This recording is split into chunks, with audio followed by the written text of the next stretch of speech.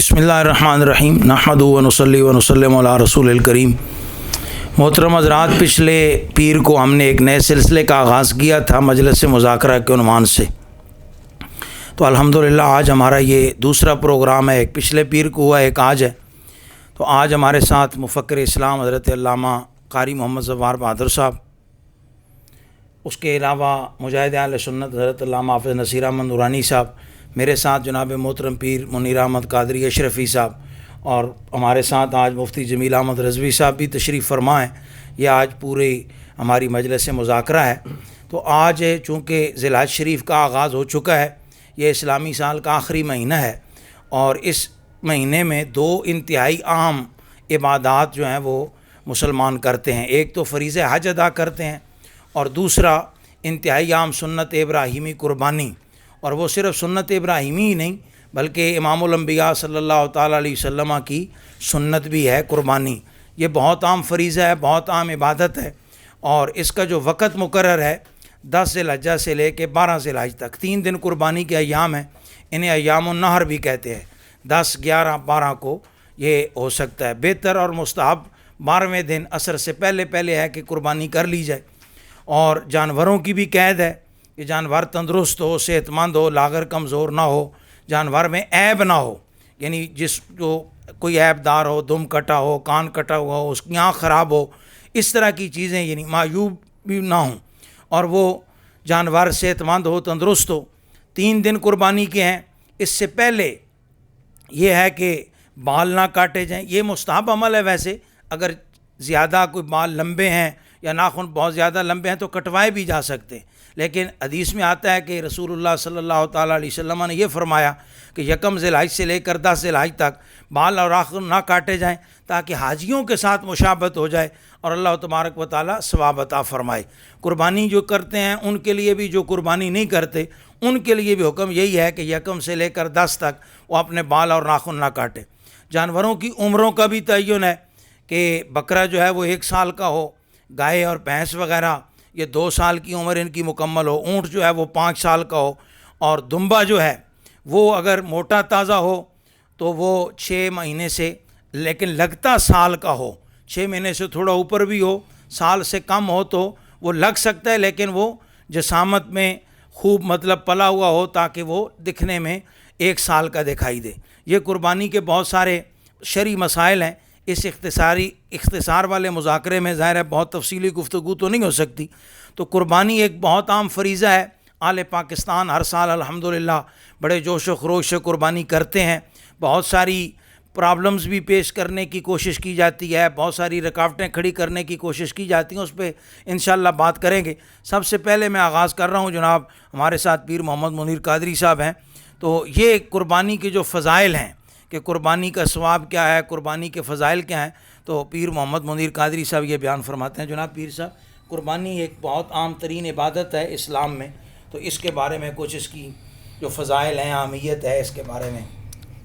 نحمدہ و نصلی و نسلم علی رسولہ الکریم، اما بعد، فاعوذ باللہ من الشیطان الرجیم، بسم اللہ الرحمن الرحیم، فصلی لربک وانحر، صدق اللہ العظیم، صلاۃ و سلام علیک یا سیدی یا رسول اللہ۔ قبلہ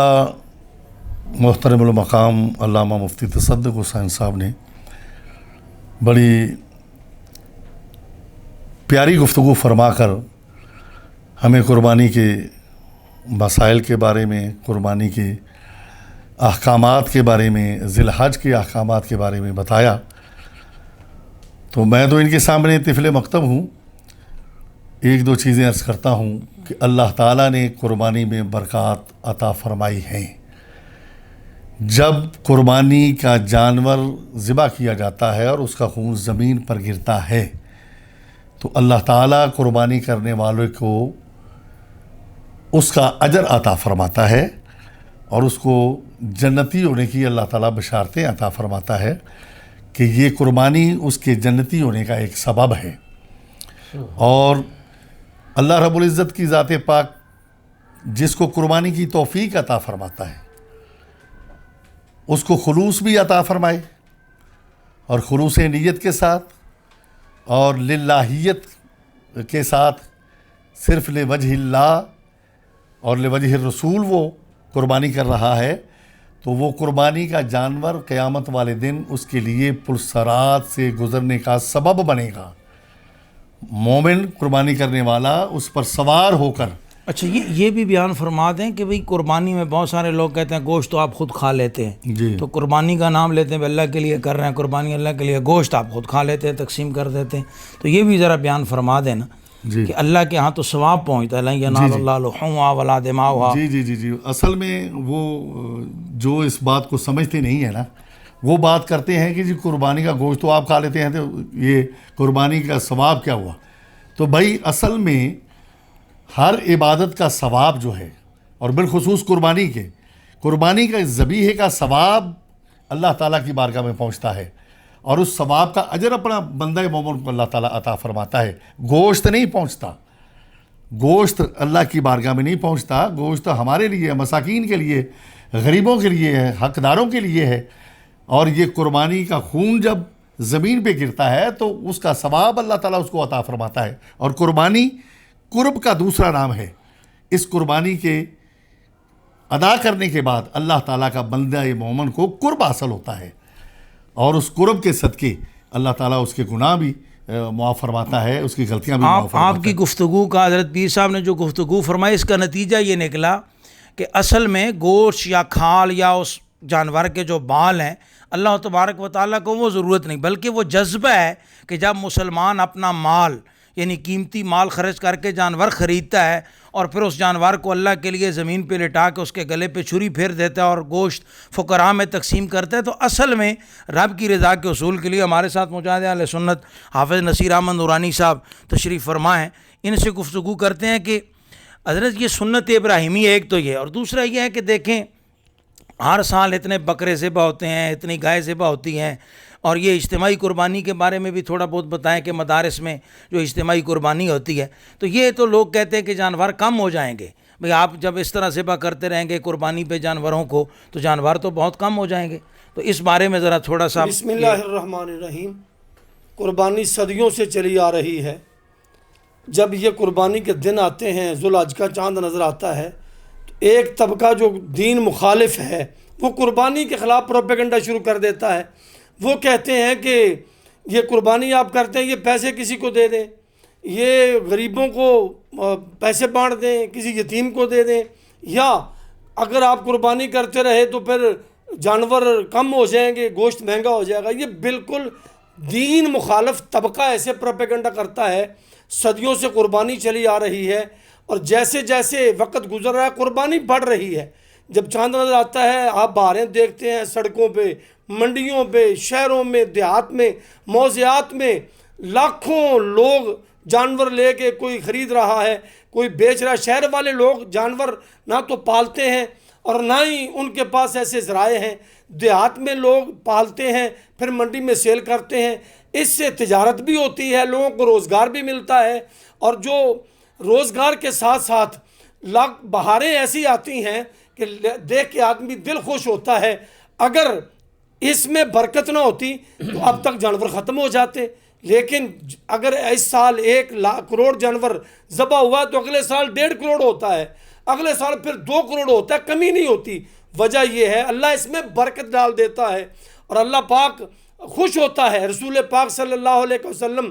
2 قربانیاں اسی لیے فرمایا کرتے تھے, ایک اپنی طرف سے اور دعا فرماتے یا اللہ یہ قربانی تیرا پیغمبر تیری بارگاہ میں پیش کر رہا ہے, اور یہ دوسری قربانی اپنی وہ غریب امت, میری امت کے وہ لوگ جن کے پاس سکت نہیں ہوگی, میں ان کی طرف سے یہ قربانی کر رہا ہوں. حضور اپنی امت کے لیے کتنے رحیم, کتنے شفیق, مہربان امت کی طرف سے. اور مولا کائنات صلی اللہ علیہ وسلم بھی 2 قربانیاں فرماتے, ایک اپنی طرف سے اور ایک رسول پاک کی طرف سے. اللہ نے جن کو دیا ہے وہ قربانی ضرور کریں. قربانی واجب ہے ہر صاحب مال پر. اگر سکت ہے 2 کریں, ایک رسول پاک کی طرف سے, ایک اپنی طرف سے. اگر اور توفیق ہے, اپنا باپ ہے, شیخ ہے, استاذ ہے, ماں ہے, فوت ہو گئے دنیا سے, ان کی طرف سے بھی قربانی کر سکتے ہیں. یہ بھی بتا دیں کہ یہ نفلی قربانی, ہاں یہ ساری نفلی ہیں جو اگر بندہ صاحب استطاعت ہے اس پہ واجب ہے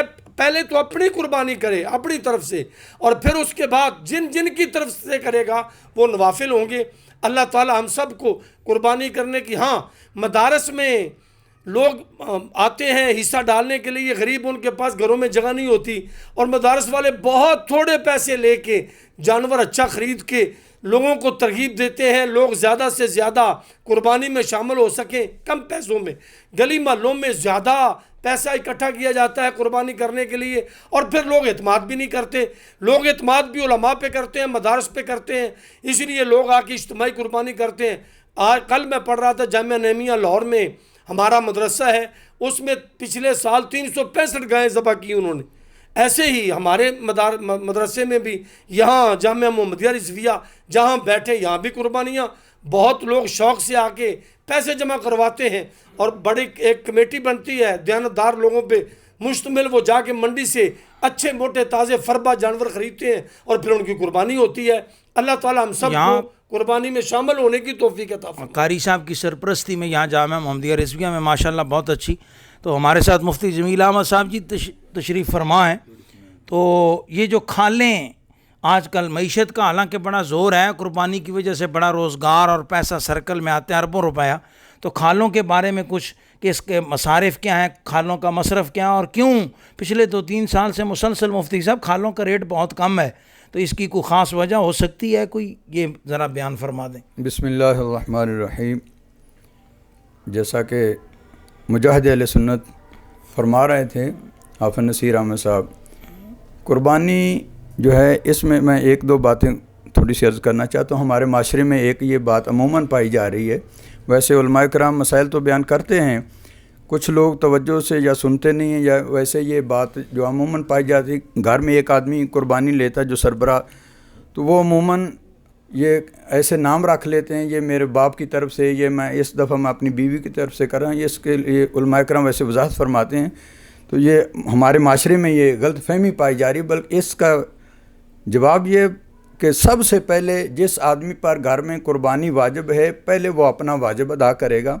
اس کے بعد وہ جس اپنے عزیز کی طرف سے کرنا چاہے تو وہ کر سکتا ہے، پہلے وہ اپنی کرے گا۔ عموماً یہ لوگ مسائل پوچھتے ہیں تو پھر پتہ نہیں یا بھول جاتے ہیں یا عمل نہیں کرتے، تو عموماً یہ کرتے ہیں اس دفعہ میں اپنے باپ کی طرف سے میں کروں گا، اپنی والدہ کی طرف سے کروں گا، پہلے وہ اپنا واجب ادا کرے گا، اس کے بعد اللہ نے اس کو توفیق عطا فرمائے چاہے قربانیاں کرے۔ دوسری یہ گزارش کھالوں کہ یہ ایک سازش لگتی ہے اسلام کے خلاف، مسلک کے دین کے خلاف ایک سازش لگتی ہے کہ بظاہر دیکھا جائے تو جو چمڑے سے جو چیزیں بنتی ہیں ان کا ریٹ تو اوپر جا رہا ہے، لیکن کھالیں جو ہیں عین موقع پر آ کر مطلب قربانی کے، چونکہ یہ اکثر یہ دینی ادارے اور فلاحی کام کے جو ادارے ہیں وہ عموماً ان کو لیتے ہیں، ان کو لوگ دیتے ہیں، تو وہ جو ہے ان کا کام نہ ہو، یہ کوئی ایک سازش کے تحت اس کو محسوس ایسے ہو رہا ہے کہ سازش کے تحت اس کے ریٹ کو کم کیا جا رہا ہے، تو اس پر حکمرانوں کو توجہ کرنی چاہیے۔ حکمرانوں کی وجہ سے معیشت اور تنگ ہوگی، لوگوں کا معاش تنگ ہو گیا، لوگوں کی زندگی جو مشکل بن گئی ہے، لیکن اب ایسی صورتحال ہو گئی ان حکمرانوں کی وجہ سے، اب تو دینی عبادت جو عبادت آدمی کر رہا ہے وہ عبادت کرنا بھی مشکل ہوتا جا رہا ہے۔ یعنی یہ مفتی صاحب کے کہنے کا مطلب یہ کہ باقاعدہ اسلام کے خلاف جو ہے وہ سازش کر کے، یعنی اسلامی عبادات کو کم کرنے کے لیے لبرلزم سیکولرزم کی طرف سے، حضرت قبلہ قاری صاحب قربانی جو ہی جیسے حافظ نصیر صاحب نے فرمایا چاند نظر آتا ہے تو بہت زیادہ سوالات شروع ہو جاتے ہیں جناب، اور وہ کوئی ایک بابا ہے کہ بابا جنتو قربانی کا بھی ان دنوں میں بڑا شور کرتے ہیں کہ ان کی جائز نہیں ہے۔ اب وہ تو حضرت مولا کائنات رضی اللہ تعالیٰ عنہ، وہ حافظ نصیر صاحب سے ویسے یہ کریکشن کے لیے جو ناظرین دیکھ رہے ہیں، بعض اوقات ہوتا ہے گفتگو میں سبقت لسانی ہو جاتی ہے، تو حضرت مولا کائنات کے ساتھ انہوں نے صلی اللہ علیہ وسلم کہہ دیا، سبقت لسانی کی وجہ سے حضرت مولا کائنات رضی اللہ تعالیٰ عنہ کی باقاعدہ یہ اثر ہے، اور اس پر بڑی لمبی ڈبیٹ ہے، انشاءاللہ کسی وقت جو ہے آنے والے دنوں میں انشاءاللہ یہ باقاعدہ کہ کٹے کی قربانی کا حکم کیا ہے اس پر تفصیلی بات کریں گے۔ حضرت قبلہ قاری صاحب کہ سیکولرزم کی طرف سے یہ جو رائے ہے کہ کسی غریب کی شادی کروا دیں اور وہ بابا جنتے کی بیٹی جو ہے وہ مطلب اس کی سفیدی آ رہی ہے، اگر یہ پیسوں سے فلاں ہو جاتا ہے، یہ ہو جاتا ہے، تو اس پر ذرا تھوڑی روشنی ڈالیں کہ آخر قربانی پہ ہی کیوں عبادات کے مسئلے میں یہ آ کے لبرلز کو جو ہے وہ بڑا مسئلہ شد و مت کے ساتھ یاد آتا ہے۔ بسم اللہ الرحمن الرحیم۔ پیر منیر احمد قادری صاحب، مفتی تصدق صاحب، مولانا نصیر احمد نورانی صاحب، مفتی جمیل احمد صاحب نے قربانی کے بارے میں جو گفتگو فرمائی ہے، اللہ تعالیٰ اسے اپنی بارگاہ میں قبول فرمائے، اس ارادے سے کہ ہمارے ناظرین تک شرعی مسائل جو ہیں کو پہنچیں اور وہ اس پہ عمل کریں، اور اگر کبھی کوئی سوال وغیرہ آئے تو ضرور کمنٹس میں سوال پوچھیں، مزید کسی چیز کی وضاحت درکار ہو تو وضاحت کے لیے کمنٹس کریں، نیچے اپنا فیڈ بیک بھی دیں۔ قربانی کے دنوں میں اور ربیع الاول شریف کے مہینے میں لبرل کو بہت پرابلم اور تکلیف شروع ہو جاتی ہے، انہیں قربانی کے لفظ سے بھی چڑھ ہے۔ پرویزی تھا، وہ کہتا تھا قربانی صرف حج کے موقع پہ جائز ہے، باقی تو کسی جگہ قربانی کی ضرورت ہی نہیں ہے، یہ حج کے ساتھ ہی خاص ہے، حج کے ساتھ ہی اس کا ذکر ہے۔ حالانکہ جہاں اس کا ذکر قرآن مقدس میں بار بار فرمایا گیا، وہاں فرمایا گیا ہر امت کے لیے ہم نے قربانی رکھی۔ اچھا، ان دو مواقع پہ انہیں تکلیف ہوتی ہے، بہت لمبا موضوع ہے، اس پہ بہت گفتگو کی جا سکتی ہے، لیکن میں نے جمعہ میں بھی سوال کیا تھا ان سے کہ ان کو الیکشنوں پہ کیوں تکلیف نہیں ہے؟ ایک حلقے میں 47 آدمی کھڑے اور سب خرچ کر رہے ہیں کروڑوں روپے، جیتے گا تو ایک صرف، باقی 46 آدمی جو ہیں وہ پیسہ برباد کر رہے ہیں، ضائع کر رہے ہیں۔ چلے دو بھی کھڑے ہوں تو اگر دونوں کینڈیڈیٹ ارب روپیہ خرچ کرتے ہیں تو لبرل تو دن رات ان کے کلمے پڑھ رہے ہیں بیٹھے ٹیلی ویژنوں پہ، ٹی وی چینلوں پہ اینکر بیٹھے ہوئے ان کی تعریفوں کے پل باندھ رہے ہیں، کوئی نون کا، کوئی پی ٹی آئی کا۔ اس وقت انہیں یاد نہیں آتا کہ یہ پیسہ جس سے یہ ممبر بنے گا،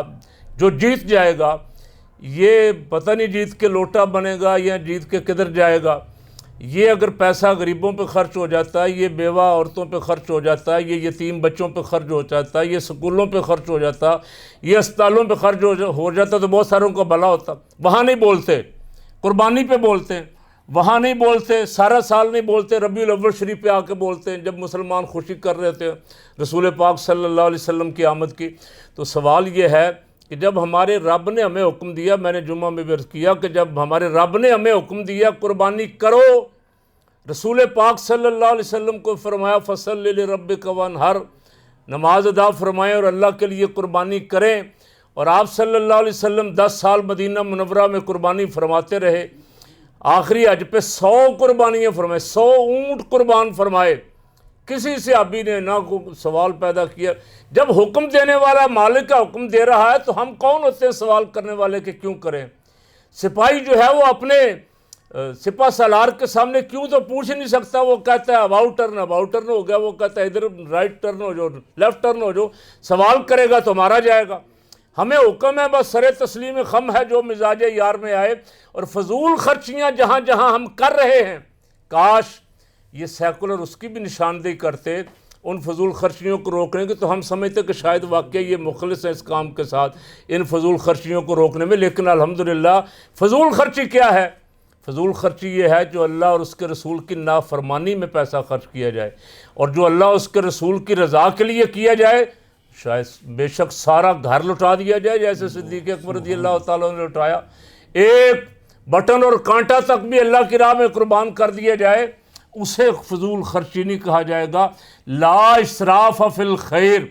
اور لا خیر فی الاسراف، اسراف میں کوئی خیر نہیں ہے، اس لیے نہیں ہے کہ وہ اللہ اور اس کے حکم رسول کی نافرمانی ہے، اور خیر میں کوئی اسراف نہیں ہے اس لیے کہ وہ اللہ اور اس کے رسول کی خوشنودی۔ تو قربانی تو کرتے ہم اللہ کے لیے، ان صلاتی و نسکی و محیای و مماتی للہ رب العالمین، ہم اپنے رب کو خوش کرتے۔ سارا سال مفتی صاحب ہم گوشت کھاتے ہیں بالکل روزانہ، آپ صاحب نے فرمایا نا کہ قربانی کے باوجود اگلے سال 1.5 کروڑ ہوتے ہیں، قربانی سے اگلے والے دن کسائیوں کی دکانوں پہ پھر جانور لاکھوں کی تعداد میں ذبح ہو کے موجود ہوتا ہے، اس سے اگلے دن 2 دن کی شارٹیج بھی نہیں آتی، 1 ہفتے کی گوشت کی شارٹیج بھی نہیں آتی قربانی کرنے سے، اللہ نے اس میں قربانی میں ایسی برکت رکھی ہے، اور یہ فلسفہ ہے قربانی کا کہ جو بھی اللہ کی راہ میں مال قربان کرے گا، جان قربان کرے گا، خدا اسے کبھی ختم نہیں ہونے دے گا، اس کو بڑھائے گا۔ اور اس کی ایک مثال ہمارے سامنے کربلا کے شہید ہیں، ایک بچے تھے امام زین العابدین، آج روئے زمین پہ بچہ دیکھیں آپ، ساری روئے زمین پہ سادات موجود ہیں الحمدللہ۔ اسی طرح قربان جو جانور قربان ہوتے ہیں ان کے اجڑوں کے اجڑ پھر رہے ہیں، اور جو قربان نہیں ہوتے کتا اور خنزیر وہ 12 بچے جنتی ہیں، لیکن اس کے باوجود ان کے اجڑ آپ کو بہت کم نظر آئیں گے۔ یہ برکت ہے۔ ان سیکولر لوگوں کو یہ سمجھنا چاہیے کہ ہم مسلمان ہیں، حضور کا کلمہ پڑھا ہے، ہم جو کچھ کرتے ہیں اللہ اور اس کے رسول کی رضا کے لیے کرتے ہیں، اور اس میں کبھی الحمدللہ کمی اور کمزوری اور کسی خدشے کا بھی تصور بھی نہیں ہے کہ خدا نخواستہ رازق وہ ہے، ذمہ اس نے لیا ہے۔ جب وہ قربانی کا حکم دے رہا ہے تو وہ کل کا بھی ذمہ دار ہے، پرسوں کا بھی ذمہ دار ہے، ہماری دنیا کا بھی ذمہ دار ہے، آخرت کا بھی ذمہ دار ہے۔ یہ جو آپ نے فرمایا لبرلز کے بارے میں، تو اس میں ایک یہ بھی ہے کہ آپ 2.5 کروڑ کی گاڑی رکھی ہے یا 1.5 کروڑ کی، تو گاڑی تو 15-20 لاکھ کی میں گزارا ہو جاتا ہے، اے سی لگا ہوتا ہے، تو وہ کیوں نہیں وہ مطلب کہ جی ان بچیوں کی شادی کرواتے، گاڑیاں بیچ کے کوئی 20-25 لاکھ کی گاڑی خرید لیں۔ شادیاں صرف انہیں قربانی پہ یاد آتی ہیں، اس لیے کہ ان کی ڈیوٹی ہے، انہوں نے اسلام کے خلاف پروپیگنڈا کرنا، لیکن ان کے اس تمام پروپیگنڈے کے باوجود جیسے آپ صاحب نے کہا الحمدللہ سلسلہ بڑھ ہی رہا ہے، ہر سال پہلے سے ڈبل قربانی ہو رہی ہے، مہنگی بھی ہو رہی ہے، اس کے باوجود بھی ہو رہی ہے۔ آج بھی ہم آ رہے تھے صفا سے، رستے میں ہر آدمی جو گزر رہا ہے جہاں 4 جانور کھڑے ہیں اسے فکر لگی ہوئی ہے کہ میں نے قربانی کرنی ہے۔ یہ قدرت کی طرف سے، اور ایسے لوگ قربانی کرنے والے ایسے لوگ ہیں جو نماز فرض بھی نہیں پڑھتے، فرض زکوٰۃ بھی نہیں دیتے، لیکن قربانی کا شوق اللہ نے ایسا ڈال دیا ہے